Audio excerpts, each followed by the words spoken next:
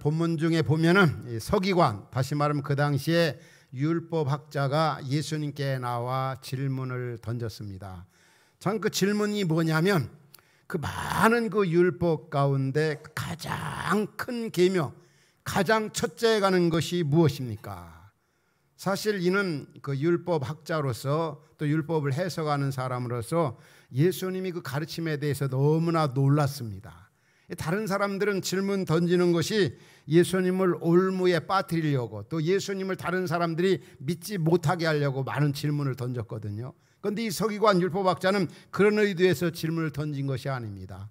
예수님으로부터 뭔가 바로 배우려고, 예수님부터 뭔가 바르게 알려고, 또 믿으려고 예수님께 질문을 던진 것으로 볼 수가 있습니다. 왜냐하면 오늘 본문 그 마지막 부분 32절 이하 읽음, 특별히 34절에 보면 예수님께서 이 서기관이 질문한 거에 대해서 아주 굉장히 칭찬하셨습니다. 뭐라고 했습니까? 예수께서 서기관 그가 지혜 있게 대답함을 보시고 이르되 내가 하나님의 나라에 멀지 않도다. 다른 사람들을 올무에 빠뜨리려고, 믿지 않으려고 그랬는데 이 서기관은 믿으려고, 바르게 하려고 예수님이 아주 간단하게 두 가지 말씀을 해 주었습니다. 율법을 요약하면 하나님 사랑, 이웃 사랑이다. 그런데 유대 그 율법사들은요, 이 두 계명을 얼마나 복잡하게 만들었던지, 하라는 계명, 규례와 규칙, 규정이 한 418개, 218개네요. 그리고 또 하라, 하지 말라, 이게 또 하지 말라가 365개. 그래서 613개의 그 조항, 규례, 법칙들이 있었습니다. 얼마나 복잡합니까?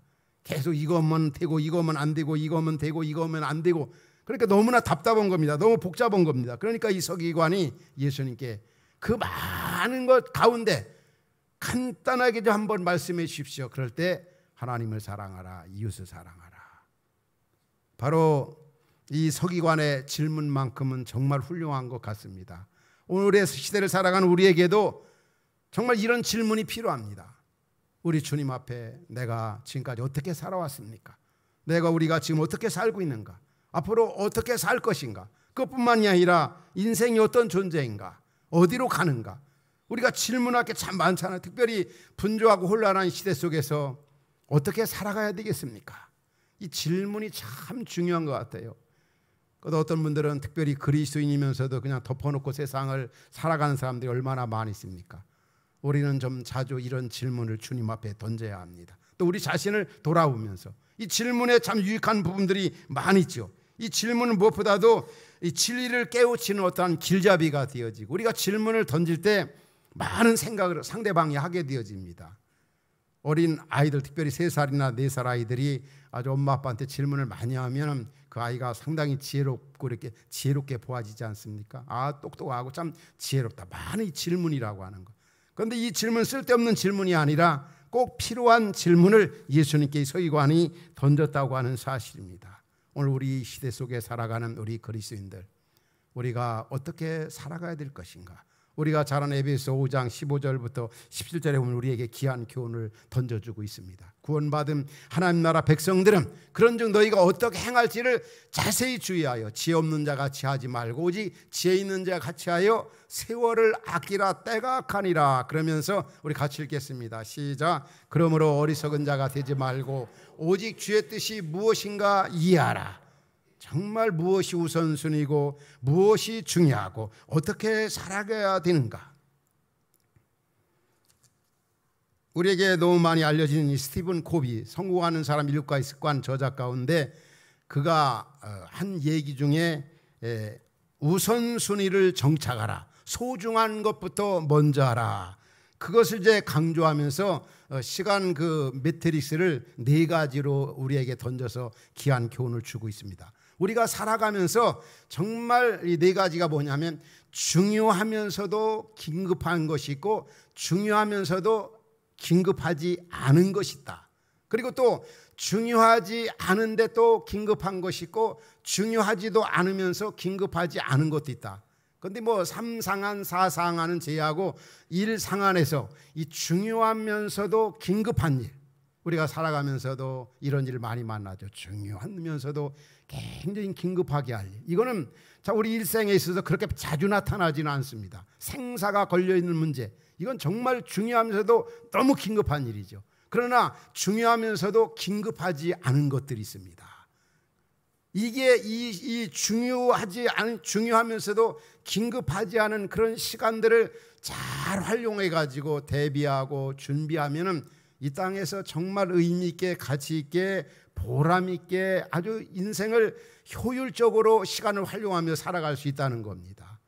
그러나 다시 말하면 이상한, 좀 여유가 있을 때, 중요하지 않지만은 아주 정말 긴급하지 않은 거, 중요하면서도 긴급하지 않은 거. 어제도 우리 교회에서 그 디커피에 섬기시는 분들 중심해서 이제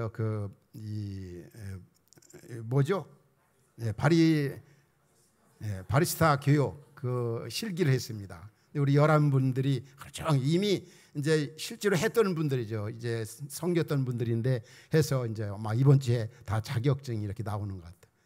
이게 어떻게 보면은 그렇게 중요하면서도 아주 긴급한 일은 아니죠. 그러나 평상시 시간 있을 때 이런 것들 이렇게 준비해 놓으면은 뭐 또 필요한 때 참 이웃과 또 남을 위해서, 때로는 더 긍정적으로 말한다면 주의 나라를 위해서, 또 우리 기도 생활도 마찬가지입니다. 우리 믿음의 식구들에게 있어서 이 기도 생활, 날마다 하나님 말씀을 상고하는 일이 얼마나 중요합니까? 이거는 정말 중요하면서도 긴급하지는 않아요. 그러나 어떤 면에 보면 긴급한 일이죠. 우리가 평상시에 이렇게 기도 생활이나 또 이렇게 경건 생활을 충실히 하는 일이 신앙 성장에 있어서 얼마나 중요한지 모릅니다. 그래서 우리 목회에 있어서도 우선순위가 중요하고, 저는 이 목회 사역에 있어서 제자훈련 사역, 이 사람을 세우는 제자훈련 사역 여러분과 함께 37년 동안 해왔어요. 또 가정함께 공동체성을 지향하는 소그룹 사역, 이 사역이 얼마나 중요합니까? 그러나 이거 안 해도 목회 얼마든지 할 수가 있죠. 바로 이게 이 삶에 있어서 이 중요한 거, 우선적인 거. 오늘 본문에 등장하는 바로 서기관이 비슷한 질문을 하고 있는 겁니다. 많은 일 가운데, 많은 계명 가운데 어느 것이 가장 큰 겁니까? 어느 것이 가장 우선순위가 되는 겁니까? 왜냐하면 그것을 예수님부터 잘 배워서 그것을 가르치고 또 그렇게 살고 싶어서 우리 예수님이 극찬하신 걸 보면은 이 서기관이 그런 마음으로 예수님께 질문을 던졌던 겁니다.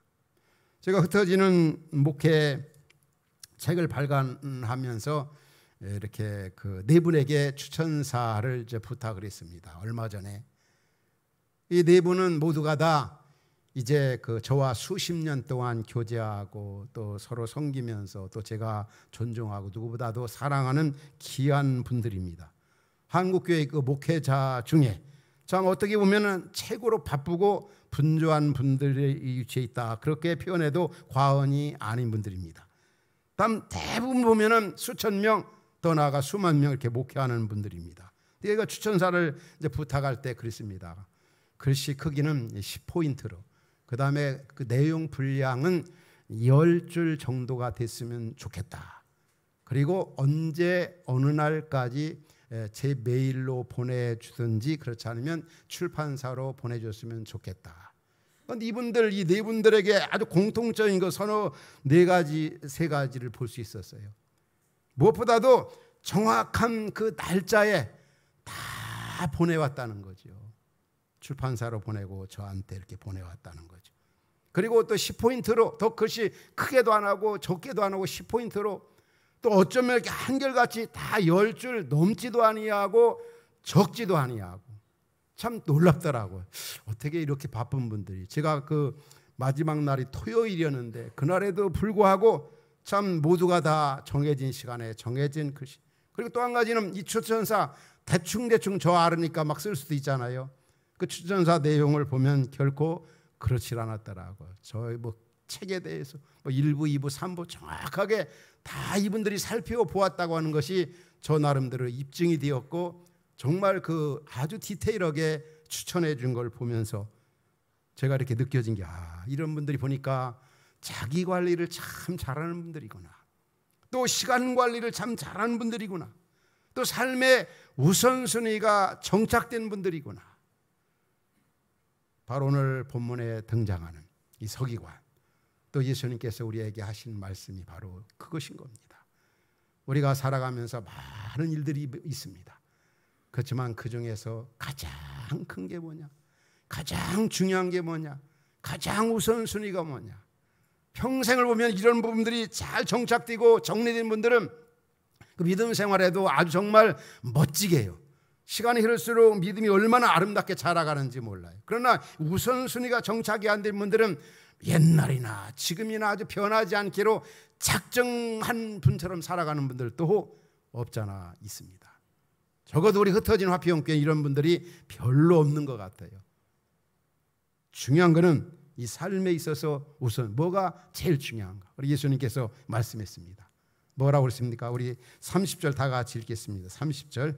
자, 시작. 내 마음을 다하고 목숨을 다하고 뜻을 다하여 주 너희 하나님을 사랑하라 하신 것이요. 여기서 내 마음을 다하고 목숨을 다하고 뜻을 다하고 힘을 다하여 너희 하나님을 사랑하라. 살력이 첫 번째는 마음을 다하고, 이 마음을 다한다.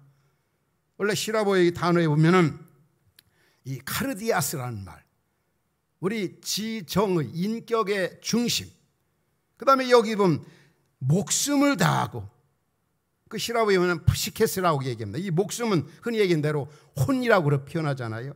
어떤 그 생명, 이 생명력, 정말 생명 걸고 그렇게 하나님을 사랑하라. 그런 면에서 목숨을 다하고, 그 다음에 이 뜻을 다하고, 여기 뜻을 다한다.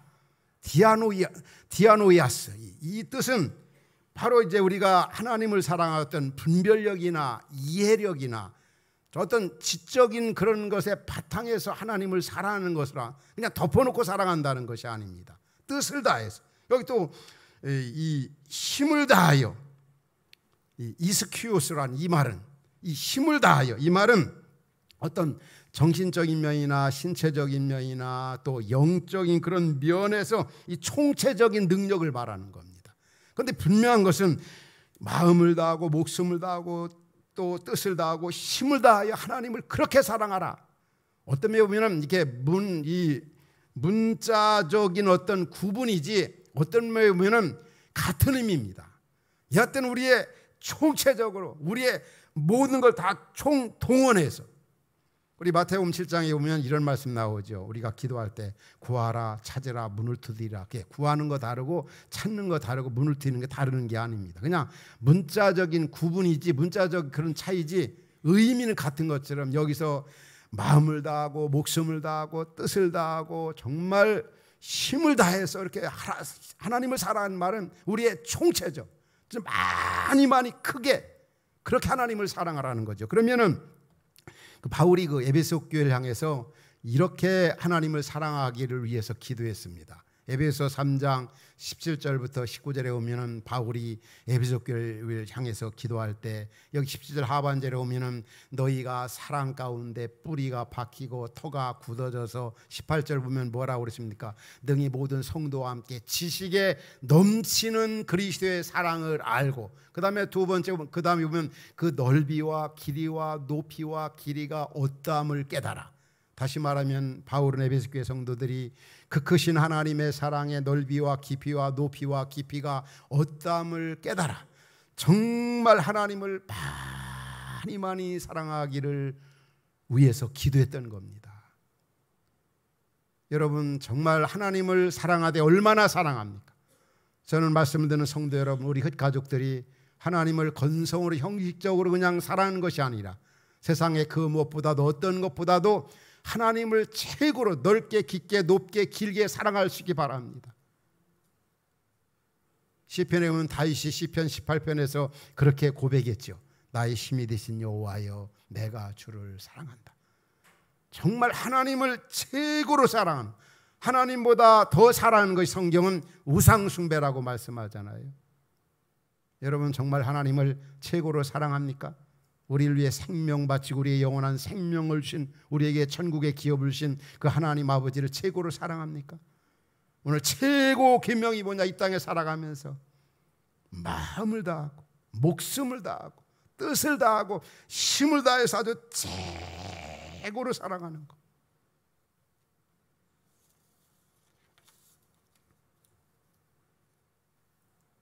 부족한 저 자신도 정말 여러분들에게 가장 확실하게 고백할 수 있는 것은 저의 가장 큰 소원, 첫째도 둘째도 셋째도 정말 하나님을 좀 많이 사랑하는 겁니다. 나를 위해 생명 바치신, 독생자를 내어 쥐까지 나를 사랑하신 그 하나님. 그 다음에 두 번째 큰 계명이 뭐냐? 내 이웃을 내 몸같이 사랑하는 것. 여기 내 몸같이, 이 말은 너 자신처럼 사랑하라는 거죠. 우리 가운데 보면 나밖에 모르는 사람들이 있어요. 또 기껏해야 자식밖에 모르는 사람들, 기껏해야 혈육적인 가정밖에. 근데 성경은 너 구원받은 하나님의 사랑을 받은 자로 이웃을 좀 너처럼 좀 사랑하라. 너 자신처럼 사랑하라. 정말 우리가 그렇게 이웃을 사랑하는가? 그 레위기 19장 34절 이런 말씀이 나옵니다. 너희와 함께 있는 거류민을, 이 나그네를 너희 중에서 낳은 자같이 여기라. 너희 중에서 내가 낳은 자식같이 거류민들, 불쌍한 사람들, 어려운 사람들을 그렇게 사랑하라. 또 레위기 19장 18절에 보면은 원수를 갚지 말고 동포를 원망하지 말고 내 이웃 사랑이를 뭐라고요? 너 자신과 같이 하라고 그랬어요. 너 자신과 같이 하라. 근데 여러분 해도 너무한 것 같지 않아요? 어떻게 그렇게 합니까? 나 자신 사랑하기도 어렵고 또 하나님을 사랑하는데 그렇게까지 크게 사랑하라고. 특별히 이웃 사랑하는 부분에 있어서 남이 허물이 있고 약점이 있고 나에게 억울하게 주고 나에게 해로움을 줬어도 너도 그런 약점이나 허물이나 그럴 때가 있다는 걸 생각하고 이웃을 너 자신같이 사랑하라. 그러니까 가끔 청문회를 본다든지 감옥에 가는 사람을 보면 어떤 생각이 되어집니까? 저 사람보다는 내가 그래도 낫다. 그런 생각도 할 수 있겠죠.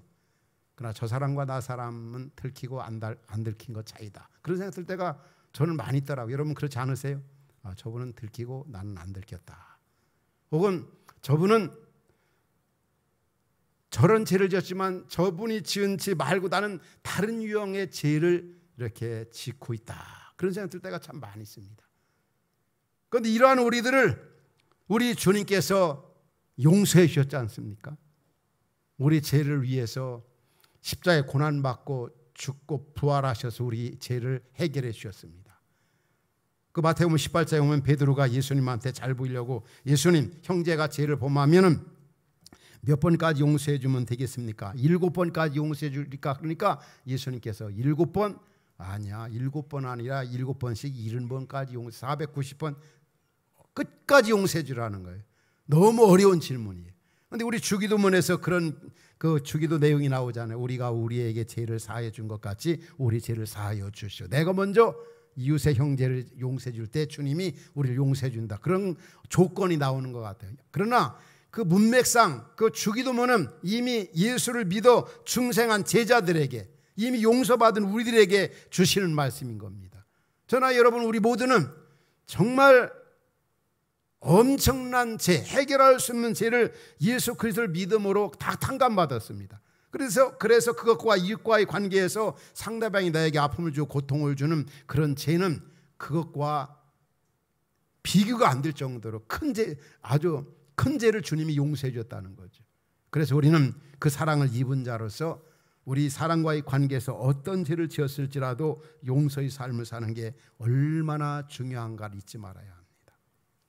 끝까지 용서해 주라. 그 말씀을 다시 한번 정리한다면, 그럼 왜 하나님 사랑, 이웃 사랑하면서 살아가야 되는가? 왜 주님이 이 계명이 최고의 계명이고 가장 우선적으로 이 땅에서 지켜야 할 계명이라고 말씀하셨는가? 더군다나 우리 주님은 말씀했습니다. 이 계명은 무거운 것이 아니다 그랬어요. 지킬 수 있으니까 지키라고 우리에게 말씀하신 겁니다. 따라서 합시다. 나는 지킬 수 있다. 우리 힘으로가 아닙니다. 우리 힘으로가 아닌 정말 주님이 주신 그 사랑, 그 은혜를 생각해 보면, 또 그 사랑 받은 것을 생각하면 지킬 수가 있는 거죠. 내 힘으로가 아니에요.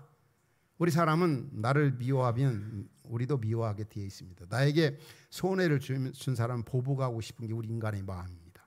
그러나 내 힘으로가 아닌 주님이 나를 용서하신 것, 주님이 과거로부터 오늘의 일까지 나에게 주신 사랑을 먼저 헤아려 보면은 우리는 사랑과의 관계에서 정말 이웃을 사랑할 수 있고, 무엇보다도 하나님을 사랑할 수 있다는 거죠. 그래서 우리가 하나님 사랑, 이웃 사랑해야 되는 이유는 바로 사랑이 바로 그리스도인의 표지이기 때문에 그렇습니다. 우리가 잘 아는 요한복음 13장 34절 35절에 뭐라고 말씀합니까? 내가 너희에게 새 계명을 주노니 너희가 서로 사랑하라.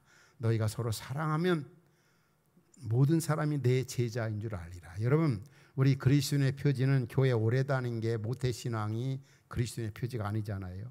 성경 많이 아는 게 그리스도인의 표지가 아니고, 뭐 교회 직분 가진 사람이 교회 그리스도인의 표지가 아니라 사랑이 바로 그리스도인의 표지이기 때문에 우리는 하나님을 사랑하고 이웃을 사랑하는 겁니다. 그리고 더 나아가 성경은 왜 하나님 사랑, 이웃 사랑하느냐? 너 자신의 행복을 위해서라는 거죠. 신명기 10장에 그런 말씀이 나와요. 신명기 10장 12절 13절에 오면 하나님께서 너 행복을 위해서 내게 명하는 명령을 지키라는 거예요. 그러면 너 행복해질 거다. 여러분, 행복을 구함으로 얻어지는 것이 아니라 다른 것을 행할 때 결과로 주어. 다른 것이 뭐겠습니까? 하나님 사랑, 이웃 사랑하면 진짜 우리 인생에 행복이 깃든다는 거죠. 돈 많이 벌어, 좋은 집에 좋은 차, 그게 행복이 아니라 행복은 하나님 나라를 구하고 하나님 사랑하고 이웃 사랑하면 그만큼 행복이 충만하고 하나님의 임재가 충만하다는 겁니다. 사랑하는 성도 여러분, 정말 일생을 행복하게 살기를 원하십니까? 바로 하나님 사랑하십시오. 이웃을 나 자신과 같이 사랑하십시오. 이게 성경에 가르쳐진 아주 가장 중요한 원리요 정신입니다. 더 나아가 이 사랑의 중요성과 가치성 때문에 우리는 하나님 사랑, 이웃 사랑해야 합니다. 사랑만이 사람을 살릴 수가 있고 세상을 구원할 수가 있습니다. 우리가 잘 아는 고린도서 13장에 뭐라고 말합니까? 사랑 없으면 아무것도 안 한다. 천사마 방언하고 뭐 능력 행하고 뭐 구제한다. 사랑 없으면 울리는 괭과리 아무것도 아니라는 거죠. 얼마나 사랑이 중요합니다. 우리 요즘에 수요일날 제가 설교하는 시간에 그 에베소 교회를 살펴보았죠. 요한기적 에베소 교회 다 갖춰졌지만 그 교회가 사랑이 없었어요.